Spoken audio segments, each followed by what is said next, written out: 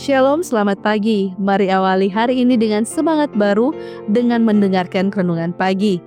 Rabu 14 Mei 2025. Terang di penjara bawah tanah.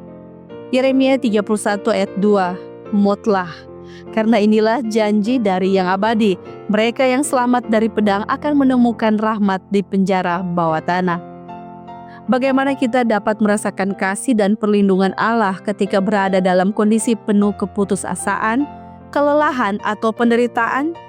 Anugerah seperti apa yang dapat ditemukan dalam masa-masa tergelap dalam hidup kita? Mungkinkah kita tetap mampu memuji Tuhan seperti Paulus dan Silas yang menyanyikan lagu-lagu pujian di tengah malam saat mereka dipenjara di Filipi? Kisah Para Rasul 16 ayat 25. Hal ini tampaknya sulit dipercaya. Namun, justru dalam saat-saat kita paling rapuh dan terluka, Tuhan hadir paling dekat. Ia menyertai mereka yang patah hati. Firman-Nya berkata, "Aku bersemayam di tempat tinggi dan di tempat kudus, tetapi juga bersama-sama orang yang remuk dan rendah hati." Yesaya 57 ayat 15.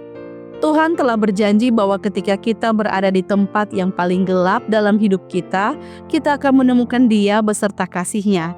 Ingatlah kisah 3 sahabat Daniel yang dilemparkan ke dalam perapian. Meski hanya 3 orang yang dilemparkan, Raja melihat ada 4 sosok di dalamnya. Dengan heran, ia berkata, "Yang keempat itu rupanya seperti anak dewa." Daniel 3 ayat 25. Mengapa demikian? Karena Tuhan hadir di sana. Sosok keempat yang hadir dalam api juga menyertai kita dalam penderitaan. Tuhan berjanji, "Aku akan mengubah kesedihan mereka menjadi kegembiraan. Aku akan menghibur mereka dan membuat mereka bersukacita, sebab pembuangan mereka dan segala kesengsaraannya sudah berlalu." Yeremia 31 ayat 13. Seringkali kita mengeluh tentang keadaan yang kita alami dan merasa bahwa hidup dalam iman menjadi mustahil di tengah tekanan yang menghimpit. Namun, frustasi bisa menghasilkan pertumbuhan dan penolakan bisa mendatangkan berkat. Corrie ten Boom menemukan kasih karunia Tuhan bahwa di dalam penjara bawah tanahnya.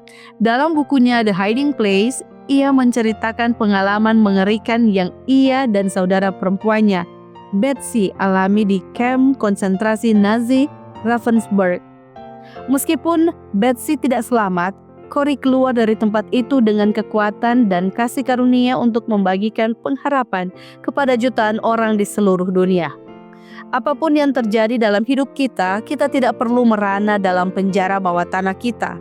Tidak ada yang mustahil bagi Tuhan, termasuk memberikan kedamaian di tengah situasi yang tampaknya tanpa harapan.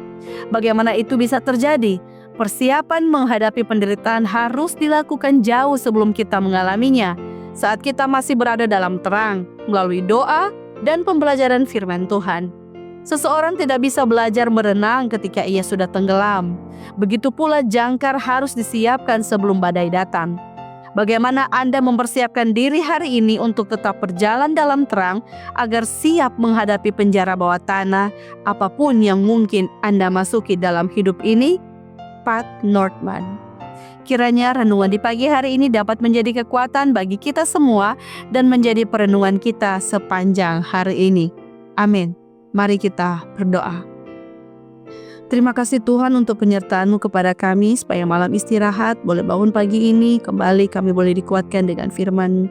Berkati firman ini boleh menuntun kami di sepanjang hari ini dalam segala aktivitas, pekerjaan maupun pelayanan kami dimanapun kami pergi dan berada. Ini doa kami, di dalam nama Tuhan Yesus kami sudah berdoa dan mengucap syukur selalu. Haleluya. Amin. Demikianlah renungan pagi hari ini. Silakan share video ini dan subscribe YouTube channel Cornelius Media dan follow kami di Instagram dan Facebook @corneliusmedia. Tuhan memberkati kita semua dan sampai jumpa esok hari.